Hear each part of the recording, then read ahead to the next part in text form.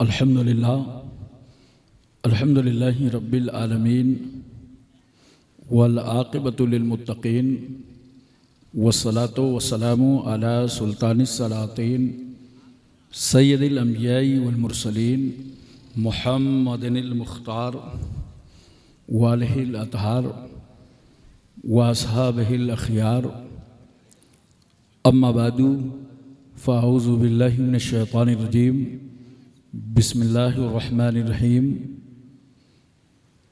इन्नल्लज़ीना आमनु व अमिलुस्सालिहात सयजअलु लहुमुर रहमानु वुद्दा सदक़ल्लाहु मौलाना अज़ीम व सदक़ रसूलुहुन नबियुल करीम व नहनु अला ज़ालिका लमिनश शाहिदीन व शाकिरीन वल्हम्दुलिल्लाहि रब्बिल आलमीन।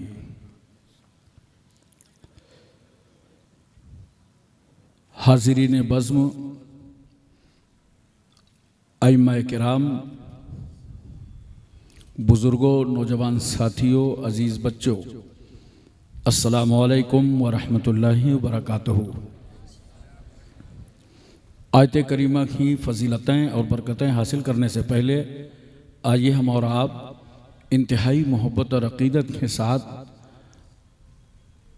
अपने आका व मौला कौनैन के दूल्हा काली जुल्फ़ों वाले रसूल सुनहरी जाली वाले महबूब डूबतों को तैराने वाले पैगंबर गम की हिचकियाँ लेने वालों को ज़िंदगी देने वाले नबी यतीमों को उंगली पकड़ा देने वाले रसूल बेवाओं को कलेजे से लगाने वाले रहमतुल लिल आलमीन सिदरा से आगे जाने वाले मुस्तफ़ा लामका की सैर करने वाले पैगंबर मक्के और मदीने की चटाई पर बैठकर कायनात की तकदीर का फ़ैसला करने वाला अल्लाह का हबीब हुजूर अहमद मुज्तबा मोहम्मद मुस्तफ़ा सल्लल्लाहु अलैहि वसल्लम की बारगाह आलिया में दरूद पाक की डालियाँ निछावर करें मोहब्बत से। अल्लाहुम्मा सल्ली अला सैयदना मौलाना मुहम्मदिन व अला आले सैयदना मौलाना मुहम्मदिन बारिक वसल्लिम सलातम व सलामन अलैका या रसूल अल्लाह। एक बार और मोहब्बत से पढ़िए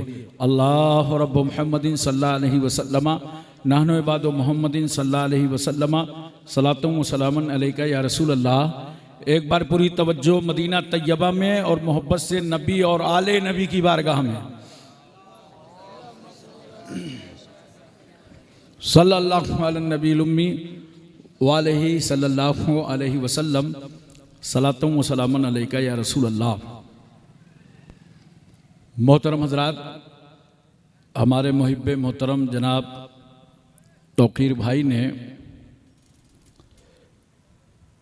दावत का सागर मैमून हाजिर किया और जिसकी पासदारी करते हुए मैं हाजिर खिदमत हूँ।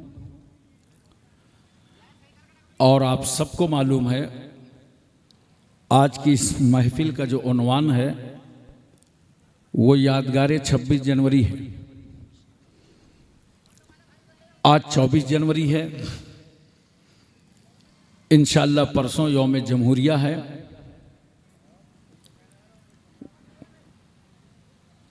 जिसमें पूरा हिंदुस्तान खुशियां मनाता है। स्कूल, कॉलेज, यूनिवर्सिटी, अरबी मदरसों, मकतबों, हर जगह कौमी परचम लहराया जाता है। 4 मिसरें हाजिर हैं, समात फरमाएं। हुस्न अखलाक की अनमोल निशानी दे दो, हुस्न अखलाक की अनमोल निशानी दे दो, गम के ठहरे हुए मौजों को रवानी दे दो, गम के ठहरे हुए मौजों को रवानी दे दो। तुम हुसैनी हो तो एहसान के मशकीज़े से, तुम हुसैनी हो तो एहसान के मशकीज़े से, कोई दुश्मन भी अगर मांगे तो पानी दे दो। अल्लाह तबारक व तआला इरशाद फरमाता है इन्नल्लज़ीना आमनु व अमिलुस्सालिहात सयजअलु लहुमुर रहमानु वुद्दा। बेशक वो लोग जो ईमान लाए और ईमान लाने के बाद अच्छे अमल किए, अच्छे काम किए, तो अल्लाह फरमाता है हम उनकी मोहब्बत लोगों के दिलों में डाल देंगे। ईमान लाने के बाद जो अच्छे काम करेगा, अल्लाह उसकी मोहब्बत लोगों के दिलों में डाल दे। अब मैं आपसे पूछता हूं कि यही 6 रजबुल मुरज्जब को आपने हजरत ख्वाजा मोइनुद्दीन चिश्ती हसन संजरी का उर्स मनाया। हमारे मुल्क की शान और इज्जत आबरू है गरीब नवाज का आस्ताना, जहां हिंदू मुस्लिम सिख ईसाई बगैर भेदभाव के सभी जमा होते हैं, सबके आस्था का केंद्र। तो सवाल यह है कि ख्वाजा गरीब नवाज रहमतुल्लाह अलैह को क्या आपने देखा है? बोलिए, कुछ देखना नहीं है तो फिर आपके दिल में मोहब्बत क्यों है? क्या आपने सैयदना गौसे आजम को देखा है? आकाए नक्शबंद मौलाए सोहरवर्द को देखा है? क्या आपने कुतुबुद्दीन बख्तियार काकी महबूब इलाही साबिर कलियरी जिंदा शामदार वारिस देवा मखदूम कछौछा मखदूम जाजमऊ नसीरुद्दीन चिराग दहलवी शाह जमालुल्लाह रामपुरी मनव्वर अली शाह इलाहाबादी शरफुद्दीन याह्या मुनैरी अलाउल अकपंडवी अखी सिराजुद्दीन मखदूम माहिम बाव बहाउद्दीन बाबा ताजुद्दीन मखदूम शाह मीना सैयद सालार मसूद गाजी सरकार महरैरा, क्या इन बुजुर्गों को देखा है? और जब देखा नहीं है तो दिलों में मोहब्बत क्यों है? अच्छा बताओ, हुजूर सैयदना खलीफा अव्वल सिद्दीक़ अकबर रज़ियल्लाहु ताला अन्हु को देखा है? हजरत फारूक आजम, हजरत उस्मान गनी, हजरत मौला अली रिदवानुल्लाह ताला अलैहिम अजमईन को देखा है? हजरत Saad Saeed Talha Zubair Ammar Abuzar Khalid bin Walid Abu Ubaidah bin Jarrah Abdurrahman bin Auf Suhaib Rumi Salman Farsi Bilal Habshi हजरत अनस अबू हुरैरा अबू दरदा, इन सहाबा को देखा है रिदवानुल्लाह ताला अलैहिम अजमईन? देखा नहीं है ना? अब देखा होता तो ताबई न बन गए होते। देखा नहीं है फिर भी दिल में मोहब्बत है। क्यों? अल्लाह ने 1400 साल पहले ऐलान कर दिया कि बेशक वो लोग जो ईमान लाए और ईमान लाने के बाद अच्छे अमल किए तो हम उनकी मोहब्बत लोगों के दिलों में डाल देंगे। तो हमारे तुम्हारे दिलों में ये मोहब्बत अल्लाह ने डाला है, और जब अल्लाह ने डाला है तो कोई मुल्ला उसको निकालेगा कैसे? अल्लाह की डाली हुई मोहब्बत है। बोलो। अब एक बात मैं आपसे और पूछता हूं, आप अजमेर शरीफ जाते हो, हाजिरी देते हो, लेकिन एक बात बताओ, आपकी दुआ सुनता कौन है? अल्लाह। कौन सुनता है? जोर से बोलो, अल्लाह। ईमान ताजा हो जाए अगर अल्लाह का नाम ले लो। तकबीर पढ़ो एक बार, अल्लाहु अकबर अल्लाहु अकबर ला इलाहा इल्लल्लाह वल्लाहु अकबर अल्लाहु अकबर वलिल्लाहिल हम्द। तो अल्लाह ही दुआ सुनता है ना? अब सवाल यह है कि कहां से सुनता है? अल्लाह ही सुनता है, और कहां से सुनता है? तो आप ये जवाब देंगे, अल्लाह ही सुनता है और हर जगह से सुनता है। अब मुझे मोहब्बत से बताओ, जब अल्लाह ही सुनता है और हर जगह से सुनता है तो फिर अजमेर जाने की क्या जरूरत है? फिर बुजुर्गों की मज़ारों पे जाने की क्या जरूरत है? इसलिए कि अल्लाह ही सुनता है और हर जगह से सुनता है। तो नोट करो, हम मज़ारों में जा करके उन बुजुर्गों के वसीले से इसलिए दुआ करते हैं कि जहां पर अल्लाह का वली होता है वहां से अल्लाह की रहमत करीब होती है। चलो वहां से खुदा को पुकारो जहां से खुदा की रहमत करीब है। लेकिन बहुत सारे लोग हैं जिनको मज़ार पे हाजिरी देने का तरीका नहीं मालूम। गए और जाने के बाद साहिब मज़ार को दाबने लगे। लगता है कि हजरत बहुत थके हुए हैं और आज बड़ा वफादार मुरीद आया है, सारी थकावट उतार देगा। देखो ये जाहिलाना रस्में हैं। अगर हाथ पैर दाबने का शौक है तो जाके मज़ार को मत दाबा करो। जब हाजिरी देने घर से चला करो तो अपनी माँ के पैर दबा के चला करो, बाप के सर पर तेल डाल करके चला करो। अब जब तुम इस हालत में जाओगे और साहिब मज़ार के वसीले और वास्ते से अल्लाह की बारगाह में दुआ करोगे तो तुम्हारी दुआ बाबे इजाबत से टकरा जाएगी और अल्लाह की रहमत उसे कबूल कर लेगी, क्योंकि ये वो बंदा दुआ कर रहा है जिससे इसका बाप राजी है, इसकी माँ राजी है और इसके अल्लाह का वली राजी है। अब अल्लाह राजी हो गया और रसूलुल्लाह राजी हो गए। एक बात और मोहब्बत में सुनिए, दुआ के बड़े फायदे हैं।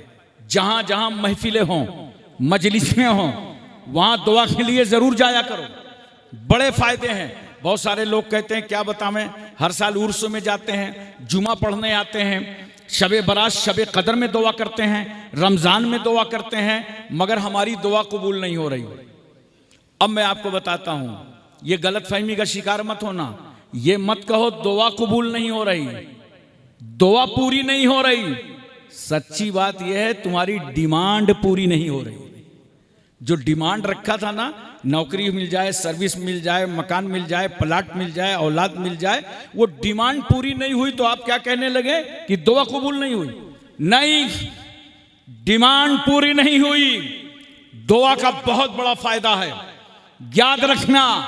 अगर डिमांड पूरी ना हो अलग मसला, मगर उसका फायदा यह है कि जो जुबान से तुमने दुआ किया है, अल्लाह को पुकारा है, अल्लाह को याद किया है, या अल्लाह, या रहमान, या हन्नान, या मन्नान, या गुफरान, या सुबहान, या बदिया समावाते वल अर्द, या खालिक समावाते वल अर्द। अल्लाह को तुमने कहा ना, अहकमुल हकीमीन है, रब्बुल अरबाब है, काज़िउल हाजात है, मौला है, किबरिया है, बड़ा है, कबीर है, खबीर है, समी है।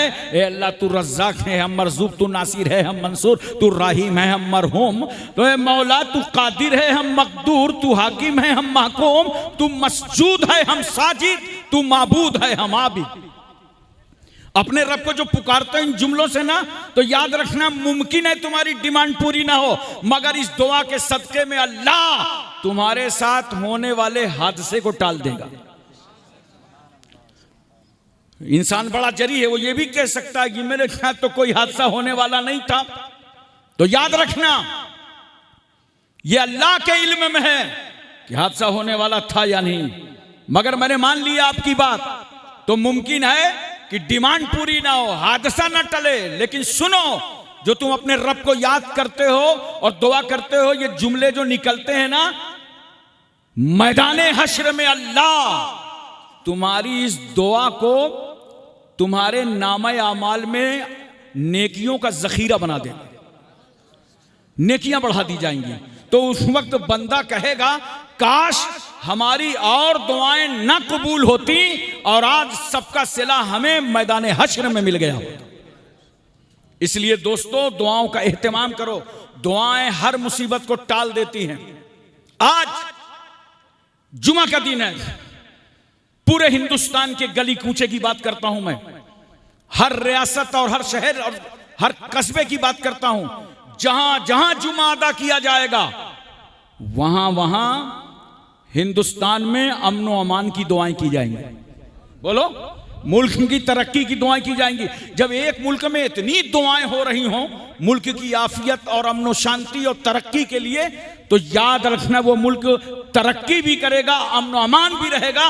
वरना देखो, अल्लाह का जब अजाब आता है और अल्लाह और कुदरत जब अजाब लेती है, तो ये तुम्हें सब कुछ मालूम है। आज अमेरिका जैसा साइंसी पावर, याद रखो, वो अपनी ही लगी हुई आग को बुझा नहीं पा रहा, और ये गलत है। यहां से साबित हुआ अमेरिका सुपर पावर नहीं है, सुपर पावर सिर्फ परवरदिगार आलम है, सिर्फ अल्लाह की जात है, वो कादिर मुतलक है। इसलिए दोस्तों बुजुर्गों, हम तो अपने वतन से, इस मुल्क से बेपनाह मोहब्बत करते हैं। और क्यों मोहब्बत न करें?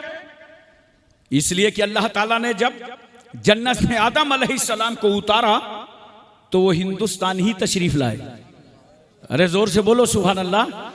सरहदी पहाड़ी पे आए, रात का अंधेरा था, रोते लगे, रोने लगे, खूब रोए, माफी मांगते रहे, तौबा करते रहे, अल्लाह मुझे माफ फरमा दे। और जो सुबह की सफेदी कुछ नजर आई, कुछ उजाला हुआ सुबह, तो आदम अलैहिस्सलाम को बड़ी राहत हुई। आप उठे और आपने 2 रकात शुक्राने की नमाज अदा की। जरा तवज्जो कीजिएगा, 2 रकात शुक्राने की नमाज अदा की। अब यहीं से तो पता चल गया, आदम ने शुक्राने की नमाज अदा की, जिब्रील अमीन ने अजान दिया। तो हम इस वतन अजीज से मोहब्बत क्यों न करें? क्योंकि ये वो भारत है जहां आदम ने सजदा किया है, आदम ने रुकू किया है, आदम ने खुदा को याद किया है, आदम ने पेशानी झुकाई है, जिब्रील ने अजान कही है, आदम ने नमाज पढ़ा है, और आदम हिंदुस्तान में, उनकी पेशानी पर नूरे मोहम्मदी जलवा करता। इसीलिए डॉक्टर इकबाल ने कहा था, आदम, पेशानी और नूरे मोहम्मदी। तो डॉक्टर इकबाल ने कहा था, सारे जहां से अच्छा हिंदुस्तान हमारा, हम बुलबुले हैं इसकी, ये गुलसिता हमारा। हजरात तवज्जो कीजिए जरा सा। ख्वाजा गरीब नवाज रहमतुल्लाह ताला अलैह दिल्ली तशरीफ लाए। मुखबिरों ने खबर दे दी हाकिम वक्त को कि एक फकीर आया है और उसका अंदाजे जिंदगी कुछ इस तरह है कि अगर कुछ दिन तक ठहर गया तो तुम्हारी हुकूमत का खात्मा हो जाएगा। उसने कमांडर भेजा, पूरी फोर्स भेजा, कहा जाओ आने वाले फकीर को गिरफ्तार कर लाओ। कमांडर पहुंचा ख्वाजा गरीब नवाज रहमतुल्लाह अलैह के पास, जाके साथियों से बोला, ठहरो, हमला मत करना, ये हमला करने की चीज नहीं है, ये माथे की नजरों से दर्शन करने की चीज है।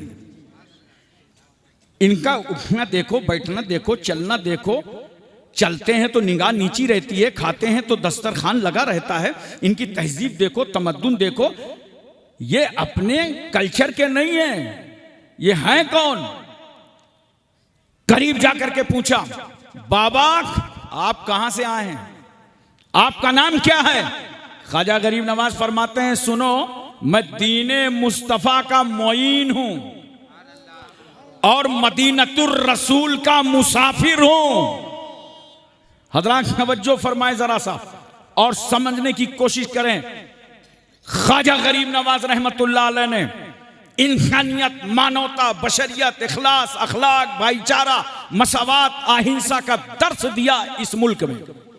इसलिए आज हर धर्म के लोग उनको मानते हैं और उनसे मोहब्बत करते हैं। मगर एक बात मैं आपको पूछना चाहता हूं, वाजे करना चाहता हूं कि याद रखो, जिस इस्लाम को हम हिंदुस्तान में मानते हैं, जिस इस्लाम के हम पाबंद हैं, वो इस्लाम बाबर ज़हीरुद्दीन से नहीं मिला, वो हमारा इस्लाम हुमायूं से नहीं मिला, वो इस्लाम हमने अकबर जैसे अकबर से नहीं लिया।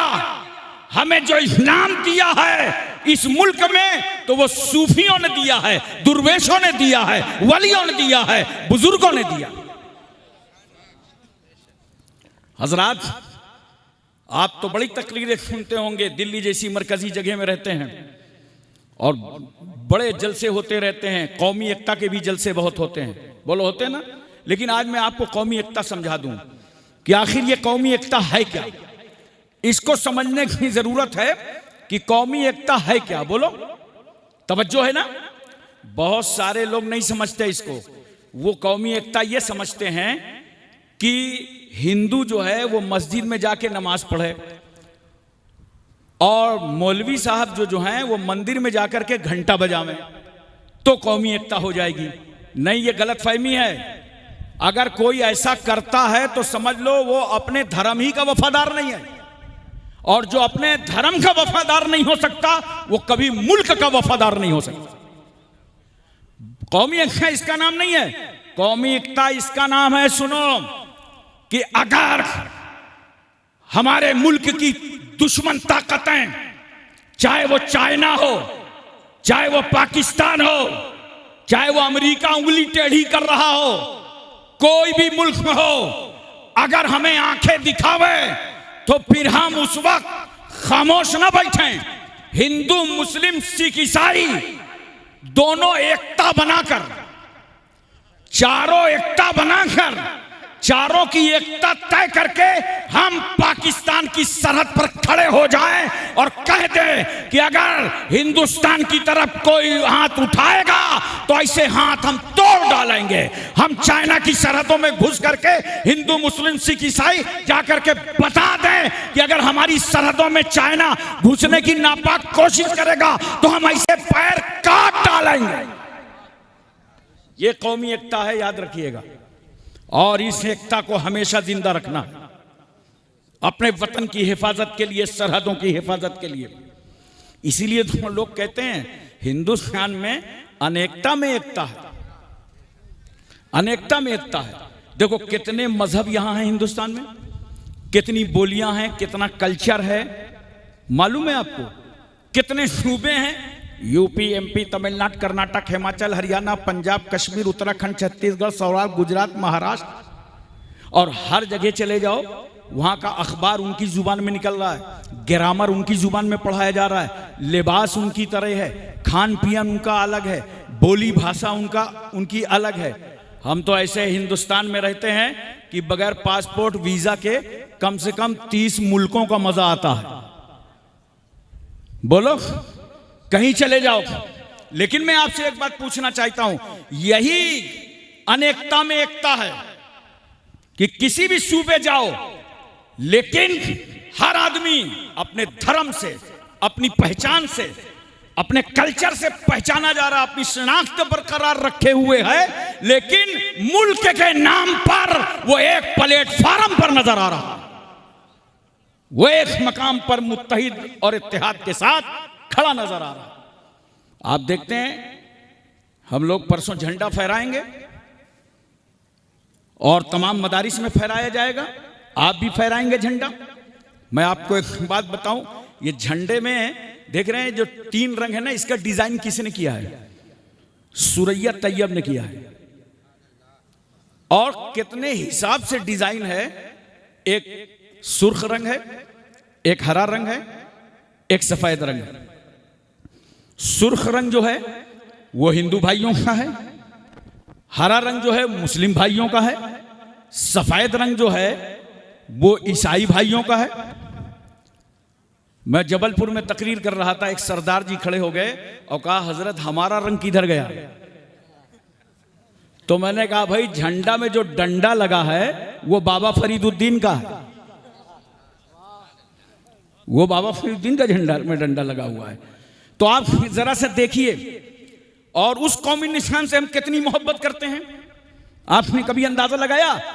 आप भारत की सरहद और सीमा तक कौमी निशान को ले जा सकते हैं, तिरंगे को ले जा सकते हैं, लेकिन मुसलमान तो इस निशान से इतनी मोहब्बत करता है कि जब वो हज जैसी पवित्र इबादत के लिए जाता है तो इस कौमी निशान को वो मक्का भी ले जाता है, मदीना भी ले जाता है। हम तो हाजियों को ट्रेनिंग देते वक्त समझाते हैं कि 40 लाख का मजमा होगा मैदान अरफात में, अगर तुम खेमा भूल जाना, एक ही तरह के खेमे बने रहते हैं, तो परेशान मत होना। मैदान अरफात पे निगाह उठा के देखना, जहां इंडिया का तिरंगा लहरा रहा हो वहीं चले जाना। इंडियन लोग मिलेंगे तुम्हें तुम्हारे खेमे तक वो पहुंचा देंगे।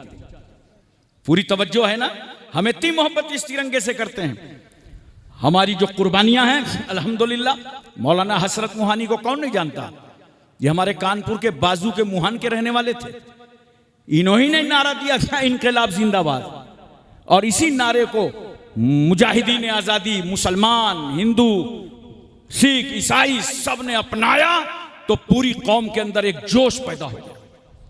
अल्लामा फजल हक ने तो यहां तक कह दिया, फतवा दे दिया, क्या हिंदुस्तान के मुसलमानों सुनो, जिस तरह तुम्हें अपने ईमान और अकीदे की हिफाजत करना लाजिम है, इसी तरह तुम्हें अपने वतन की हिफाजत करना लाजिम है।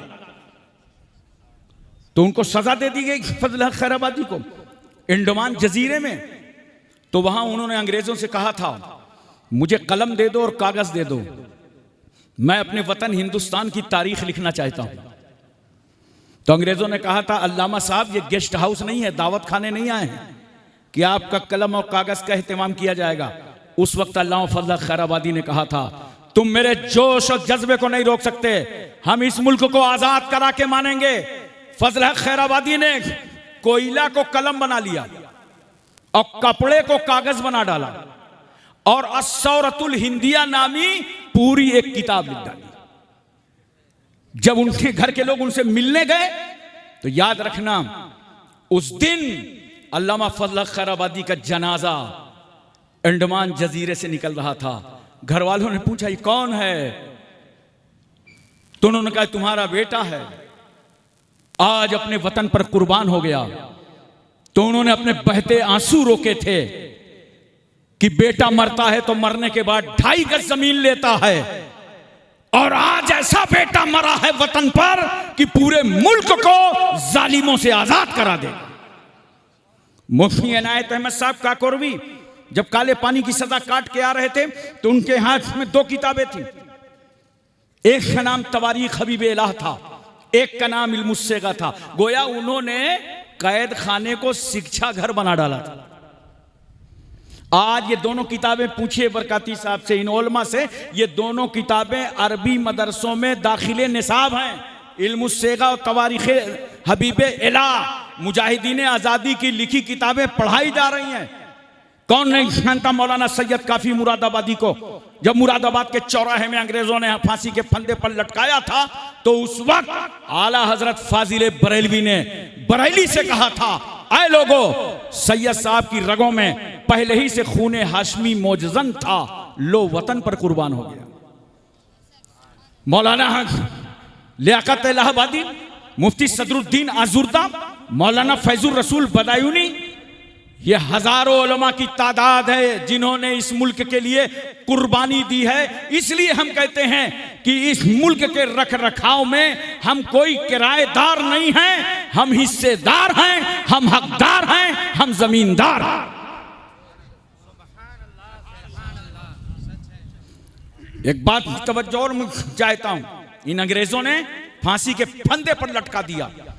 किनको? राम प्रसाद बिस्मिल को, ठाकुर रोशन सिंह को, अशफाकुल्ला खान को। न जाने कितने मुजाहिद सूली का फंदा चूमते रहे। हिंदू मुसलमान सिख सभी कुर्बानी देते रहे, खून देते रहे, इसीलिए कि हमारी आने वाली नस्लें गुलाम बन करके ना रहें, दुनिया के इमाम बन करके रहें। इन्होंने वो कुर्बानियां दी। सुभाष चंद्र बोस, तारीख के पर्दे को अगर उठा के देखो, ईमानदारी के साथ आजादे हिंद फौज बनाई थी और उन्होंने साफ कहा था अंग्रेजों से, इस हिंदुस्तान में अंग्रेजों, हम तुम्हारा अन्याय चलने नहीं देंगे। अन्याय सबसे बड़ा गुनाह है, हम अन्याय और जुल्म का खात्मा करेंगे। बेमिसाल कुर्बानी सुभाष चंद्र बोस ने भी दी। हजरात तवज्जो कीजिए जरा सा, यहीं तक नहीं, महात्मा गांधी ने हिंदुस्तानियों को एक सच्चाई का रास्ता दिखाया, अदम तशद्दुद की राह दिया और कौमी यकजहती को बढ़ावा दिया। और महात्मा गांधी ही ने तो कहा था, अपने अखबार हरिजन में लिखा था, आए लोगों, अगर दुनिया में बेहतरीन हुकूमत करना चाहते हो तो हजरत उमर रदियल्लाहु ताला अन्हु को अपना आइडियल बनाओ, दौर फारूकी को अपनाओ। यही वजह है। हजरत उमर रदियल्लाहु ताला अन्हु, जानते हो, जब गश्त करते थे मदीने की गलियों में कि कोई अहले मदीने में से परेशान ना हो और कहीं आराम करना होता तो तकिया बिस्तर गद्दा नहीं ढूंढते थे, हाथ का तकिया बना के दरख्त के साए के नीचे लेट जाते थे। एक बार रात में गश्त कर रहे थे, देखा एक घर से आवाज आ रही है कि दूध में पानी मिला दो। वहीं से आवाज आती है, मां पानी मत मिलाना। आपने मालूमात की, सुबह उस घर की इंक्वायरी कराई तो पता चला एक बेवा रहती है और एक बेवा गरीबी से जूझ रही है, दूध का काम है। वो अपनी जवान बेटी से कह रही थी कि पानी मिला दो ताकि घर का खर्चा चले, मगर उसकी जवान बेटी कहती थी, माँ, हमने अमीरुल मोमिनीन के हाथों पर अहद किया है कि हम सच्चे रास्ते पर चलेंगे, मैं पानी नहीं मिला सकती। हजरत उमर को जब ये रिपोर्ट पहुंची तो अपने बच्चों को जमा किया और कहा, मेरे बच्चों, जिस बेटी ने घर में रह के ईमानदारी का मुजाहरा किया है और ईमानदारी के साथ वक्त दिया है, ईमानदारी पर कायम रही है, उमर चाहता यह है कि उस बेटी को मैं अपने घर की बहू बना लूं। तुम्हें बताओ कौन तैयार है उसके साथ निकाह करने के लिए? हजरत आसिम तैयार हुए और हजरत आसिम का निकाह उस बेवा की बेटी से फारूक आजम ने करके अपने घर की बहू बना लिया। मैं आपकी तवज्जो चाहता हूं और आपके ज़हन और फिक्र में यह बात अच्छी तरीके से उतारना चाहता हूं कि हिंदुओं ने, मुसलमानों ने, सिखों ने बेशुमार कुर्बानियां दी, आला औलाद की, माल की, जायदाद की, घर की, और जिसका नतीजा यह निकला कि नाकाम हो गए अंग्रेज। उनकी जो पॉलिसी थी कि फूट डालो, शासन करो, आपस में लड़ाओ, हुकूमत करो। हिंदुओं और मुसलमानों ने भांप लिया इस साजिश को और नाकारा बना दिया, अंग्रेजों के छक्के छोड़ा दिए, भारत से खदेड़ दिया, इस मुल्क से उन्हें बोरिया बिस्तर लेकर के जाना हुआ। इस तरह ये हमारा वतन अजीज 15 अगस्त सन 1947 को आजाद हो गया। लेकिन मोहतरम सामीन किराम, एक बात और है, अभी तक तो कानून अंग्रेजों ही का था, उन्हीं का बनाया हुआ था, उन्हीं का दस्तूर बनाया हुआ था। आजादी के बाद जरूरत पड़ी कि भारत का कानून अलग होना चाहिए। बोलो, अपना कानून होना चाहिए, अपना वतन, अपना मुल्क, अपना कानून चलेगा, दूसरे का कानून नहीं चलेगा। तो इसके लिए आपको मालूम है, drafting committee doctor Bhimrao Ambedkar की, जिसमें सादुल्ला समेत कई हिंदू और मुसलमान शरीक थे, इस तरह कानून तैयार किया गया। और ऐसा कानून तैयार किया गया कि अमीर, गरीब, गोरे, काले, छोटे, बड़े, अपाहिज, कमजोर, सबको बराबर ला करके खड़ा कर दिया और सबके बराबर के हुकूक हों। हर तरीके से सबके हक का ख्याल रखा गया और इस कानून को नाफिज किया गया 26 जनवरी सन 1950 को भारत में यह कानून नाफिज हो गया और आज भी चल रहा है, जिसे हम और आप यौम जमहूरिया कहते हैं। यौम जमहूरिया के तौर पर आज भी मनाते चले आते हैं और हम याद ताज़ा करते हैं कि ये वो तारीख है जिस तारीख में हमारे वतन में हमारा और अपना कानून नाफिज किया गया था। हजरात, गैर मुस्लिमों ने भी बहुत कुर्बानियां दी हैं मुल्क को आज़ाद कराने में। टाइम नहीं है, वरना मैं तफसील से एक एक मुजाहिद का नाम बताता। और उसके बाद से अब तक कुर्बानी ही कुर्बानी है। एक कुर्बानी मुझे और याद है, जब पाकिस्तान से जंग हुई थी तो उस वक्त वीर अब्दुल हमीद ने पाकिस्तान के 8 टैंकर उड़ा दिए थे। मालूम है, पूरी फौज को पसपा कर डाला था और 9वां टैंकर ये उड़ाने जा रहे थे कि खुद शहीद हो गए। वतन पर ये लाल भी शहीद होकर के दुनिया से चला गया। मोहतरम सामीन किराम, हम जिस इस्लाम के पैरोकार हैं, जिस इस्लाम के पाबंद है, याद रखो बहुत प्यार से, और जिस आका ने हमें दर्स दिया है जिंदगी में यहाँ रहने का और दीन पर अमल करने का और वतन की मोहब्बत का, याद रखो अपने दिलो दिमाग में इस बात को और अच्छी तरीके से जहन उठाओ। पूरी दुनिया को देख लो कि पूरी दुनिया जनता का, पब्लिक का, आवाम का हक कब देती है? जब हुकूमतों के सामने हाथ फैला करके भीख की तरह मांगो तो हक मिलता है, धरना प्रदर्शन करो तो हक मिलता है, जंतर मंतर जाओ तो हक मिलता है। हुकूमतें हक कब देती हैं? जब हुकूमतों से मुतालबा करो और मांगो तब पब्लिक को हक मिलता है। मगर कुर्बान जाओ, हम उस रसूल के मानने वाले हैं, वो इनकलाब आफरी पैगंबर कि मेरा रसूल मक्के और मदीने की चटाई पर बैठा है। नबी के सामने न कोई धरना है, न प्रदर्शन है, न आंदोलन है, मगर बगैर मांगे मेरा रसूल गरीबों को हक दे रहा है, यतीमों को हक दे रहे हैं मुस्तफ़ा, लावारिसों को हक दे रहे हैं मुस्तफ़ा, बीमारों को हक दे रहे हैं मुस्तफ़ा, कमजोरों को हक दे रहे हैं मुस्तफ़ा, बच्चों को हक दे रहे हैं मुस्तफ़ा, जवानों को हक दे रहे हैं मुस्तफ़ा। अरे वो बेटियां जो पैदा होते ही जिंदा दफन कर दी जाती थी, उनको जिंदगी का हक दे रहे हैं मुस्तफ़ा। अरे समाज की वो बेवा औरत जो शौहर के इंतकाल करने के बाद मनहूस समझी जाती थी और निकाह करने का उसे हक नहीं था, मेरे रसूल ने 25 साल की उम्र में 40 साल बेवा खदीजतुल कुबरा को अपने निकाह में लिया। पहला निकाह बेवा के साथ करके रसूलुल्लाह ने एक बेवा को हक अता फरमा दिया। आप जरा देखिए कैसे हुकूक मेरे रसूल सल्लल्लाहु अलैहि वसल्लम ने दिए हैं। कौन सा ऐसा तबका है? खानदान का हक दिया रसूल ने, समाज का हक दिया रसूल ने, महल्ले का हक दिया रसूल ने, रिश्तेदारों का हक दिया रसूल ने। अरे हक तो ये है, नोट करो, हक तो ये है, जिंदों तो जिंदों, जानवरों का हक दिया मेरे रसूल ने। इस जानवर को कितनी देर धूप में बांधना है, कितनी देर साय बांधना है, इसे चारा कब देना है, इसकी हिफाजत कैसे करना है।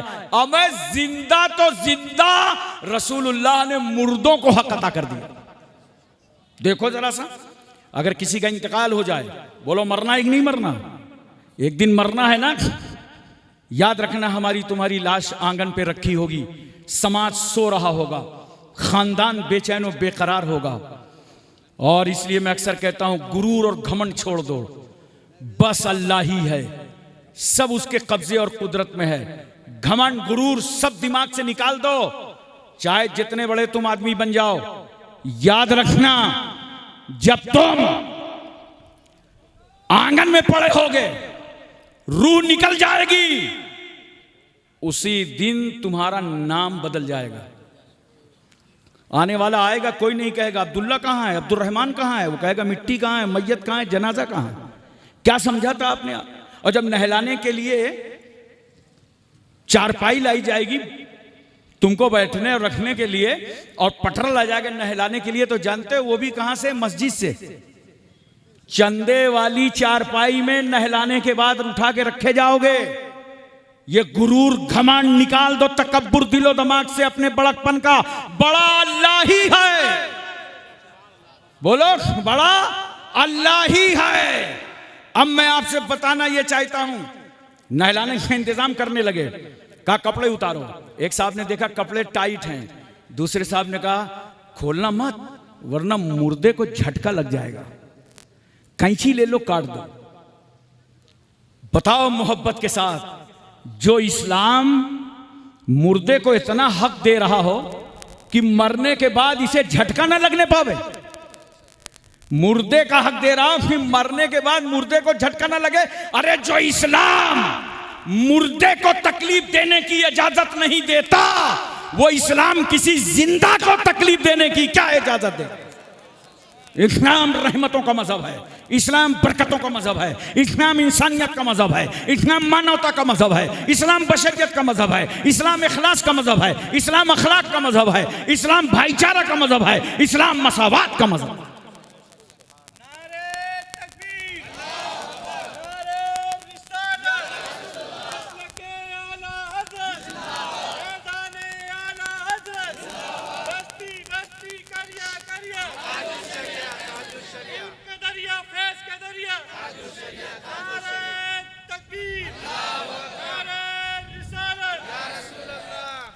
एक बात और मुझे मोहब्बत से बताइए, जितने लोग आए हैं सब वजू करके आए हैं, बोलो नमाज अदा करने आए हो इसलिए बावजू आए हो, लेकिन वजू का मसला मालूम है? अगर एक लोटा पानी में वजू हो जाए तो दूसरा लोटा फजूल इस्तेमाल करने की इजाजत नहीं है, बोलो। और याद रखो, पानी के कतरे कतरे की हिफाजत करो, बूंद बूंद पानी की हिफाजत करो। ये सारी जिम्मेदारी जल निगम की है। अभी मैं जलसे में आया था, दिल्ली ही किसी इलाके, रात ऊपर लेटा तकरीर करके, तो फजर के बाद देखा एक साहब पानी बेच रहे थे। तो मैंने कहा यार दिल्ली में पानी भी बिक रहा है, जैसे बेच रहे थे जैसे सब्जी बेची जाती है। पानी की हिफाजत करो। माहिरीन कहते हैं पानी के पीने की कमी आ रही है दुनिया में, ये सिर्फ जल निगम की जिम्मेदारी नहीं है, हर हिंदुस्तानी की जिम्मेदारी है कि वो पानी की हिफाजत करे, पानी को बचाओ। ये वही पानी है जिसके बारे में अल्लाह कहता है वांज़लना मिनस समाए मान तहूरा, हमने आसमान से पाक पानी नाजिल फरमाया है, इसकी तुम हिफाजत करो। अगर एक लोटा पानी में वजू हो जाए तो दूसरा लोटा मत इस्तेमाल करो। और यहीं तक नहीं, एक लोटा तो बड़ी बात, एक कतरा फजूल पानी बहाने की इजाजत नहीं है। क्या बोले? एक जोर से बोलो, एक कतरा फजूल पानी बहाने की इजाजत नहीं है। मैं कहता हूं समझा दो पूरी दुनिया को, उलमा की तकरीरें सुन के जाया करो, इन इमामों की सोहबत में रहा करो, तब इल्म मिलेगा तुम्हें। आला हजरत फाजिल बरेलवी से किसी ने पूछा था कि हुजूर ये बताइए क्या अफवाह रिजाल से इल्म हासिल हो सकता है? तो हजरत ने फरमाया अफवाह रिजाल से इल्म हासिल होता है, यानी एक दूसरे से बात करके इससे भी इल्म हासिल होता है। लेकिन अगर आप उलमा से बात करेंगे तो सारी मुस्तनद बातें होंगी। तो एक कतरा फजूल पानी बहाने की इजाजत इस्लाम नहीं देता। पूरी दुनिया तक हाशिम कानपुरी का यह पैगाम चैनल के माध्यम से पहुंचा दो कि जो इस्लाम एक कतरा फजूल पानी बहाने की इजाजत ना दे, वो इस्लाम किसी का खून बहाने की क्या इजाजत देगा?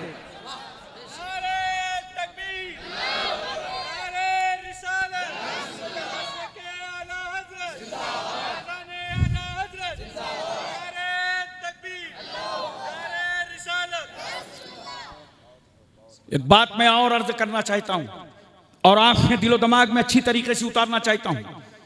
पूरी तवज्जो है ना, आपका जहन हाजिर है ना। इस्लाम ने हर तरीके से समाज में हुकूक अता किए और ऐसा इस समाज को सबक दिया इस्लाम ने। गौर करो, लोग पढ़ते नहीं हैं, अफसोस है। मैं दावत देता हूं इस्लाम पढ़ने की। आप इस्लाम पढ़िए, मुताला कीजिए।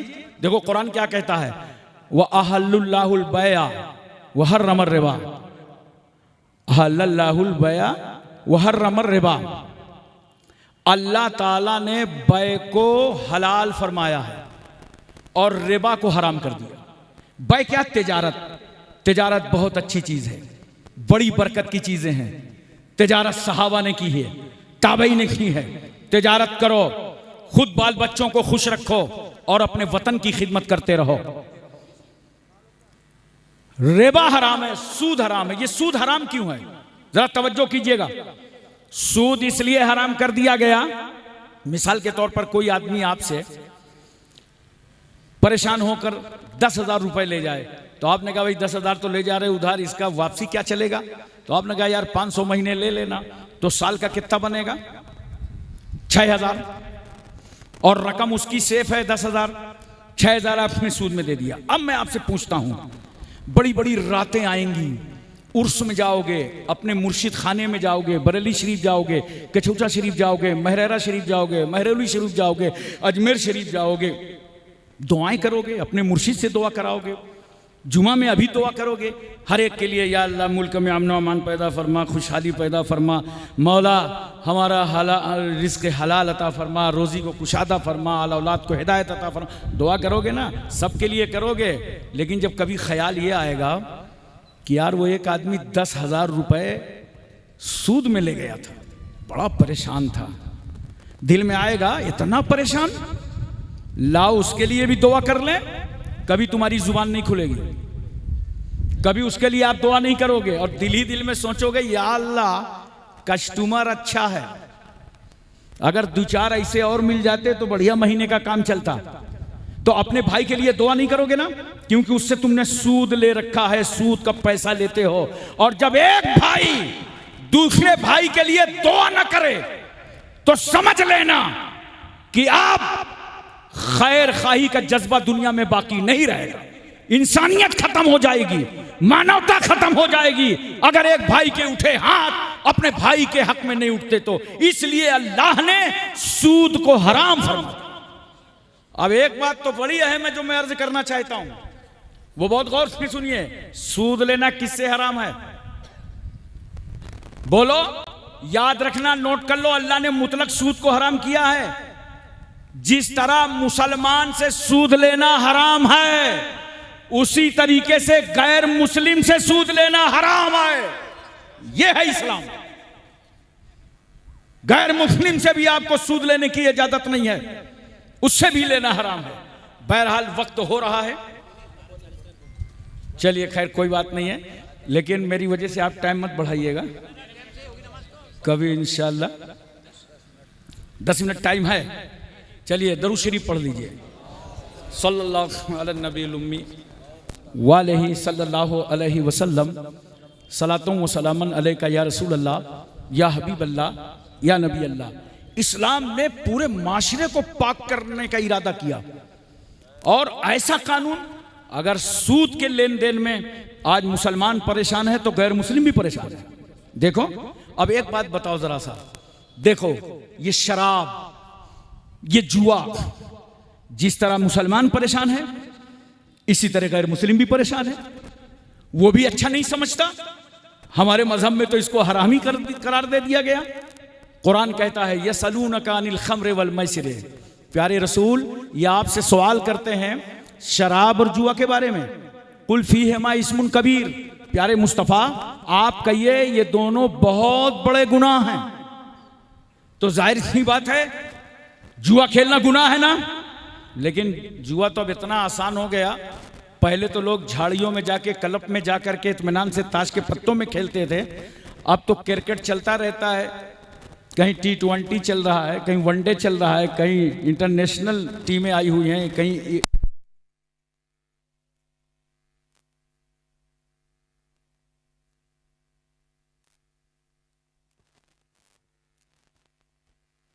कहते हैं इधर वाला लेगा कि उधर वाला लेगा, वहीं पे लाखों लाख का जुआ हो जाता है।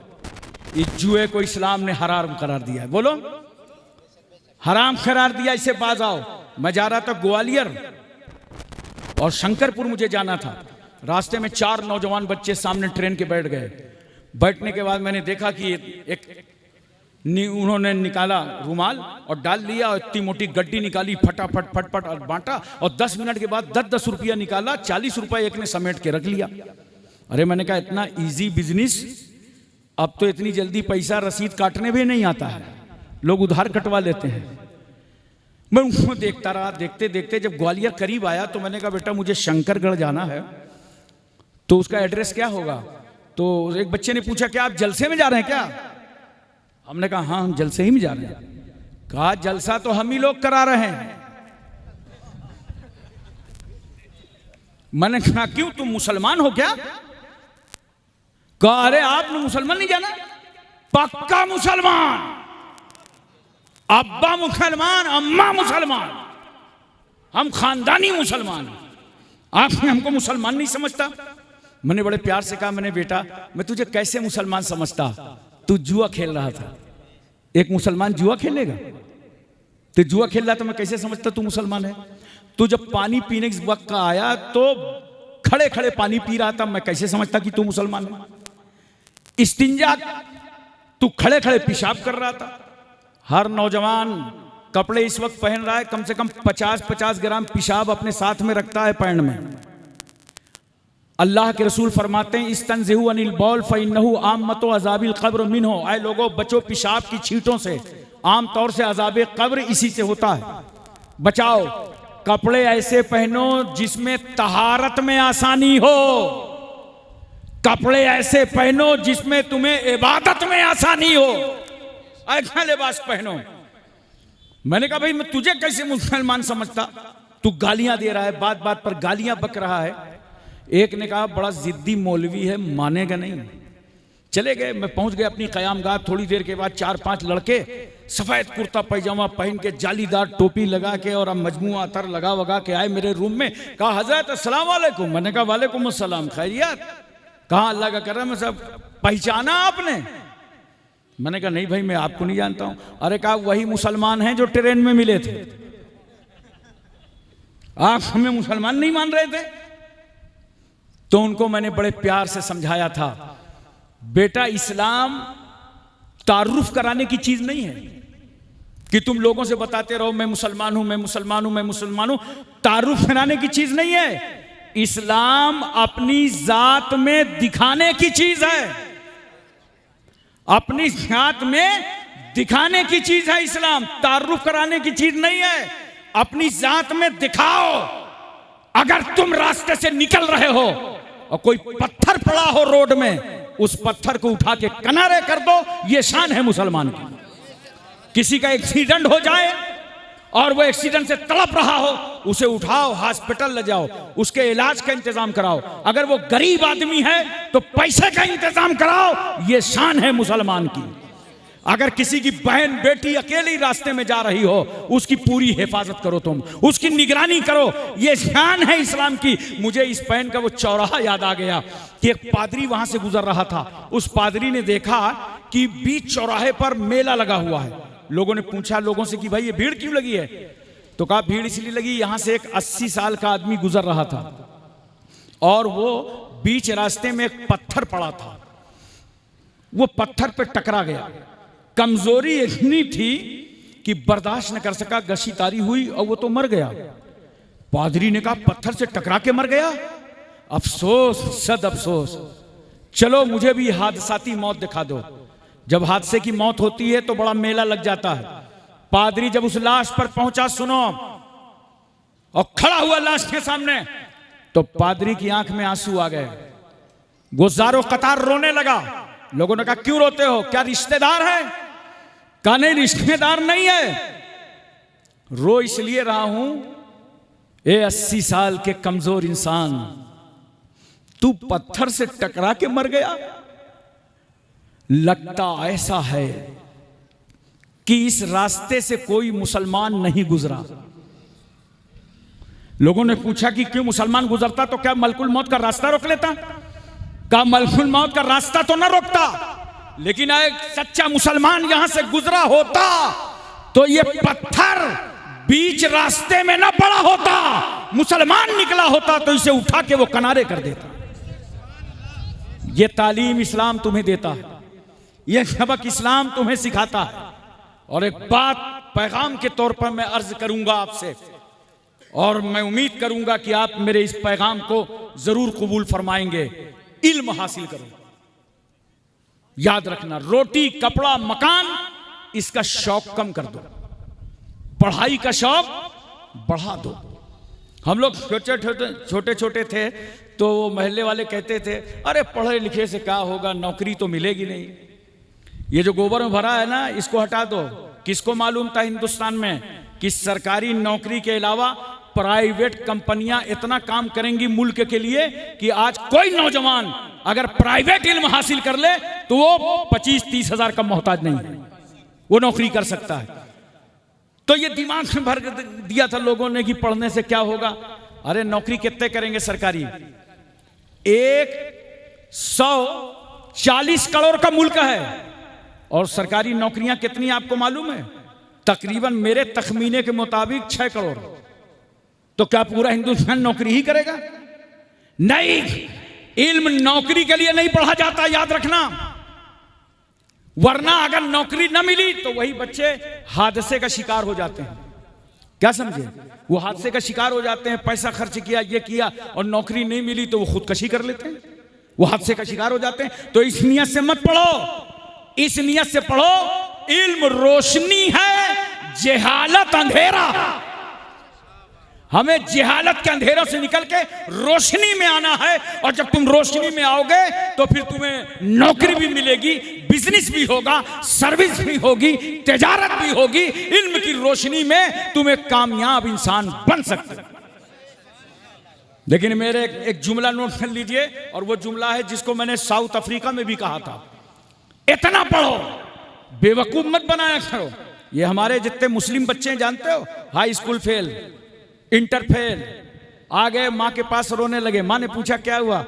कहा वो फेल हो गए। क्यों फेल हो गए? कहा वो अम्मी मुसलमान है ना।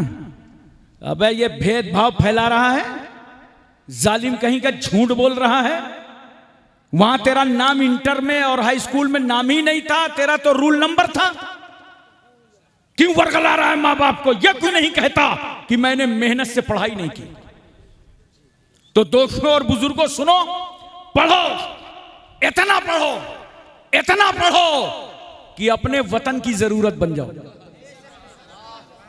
अपने मुल्क की जरूरत बन जाओ। जब इतना पढ़ोगे तो इंशाअल्लाह सदर जमहूरिया बनाए जाओगे। पढ़ के तो देखो, तरक्की करके तो देखो, इल्म हासिल करो। ये मेरा पैगाम था तालीम के ताल्लुक से आपके लिए। और दूसरी बात सुनिए, एक पैगाम और देता हूं। कहां कहां के लोग होंगे यहाँ? हिंदुस्तान की कई रियासतों के लोग सर्विस करते होंगे, सब जुमा पढ़ने आए हैं। जिंदगी में अगर मौका मिल जाए, आपके पास जगह हो, तो जिंदगी में एक एक पेड़ जरूर लगाओ।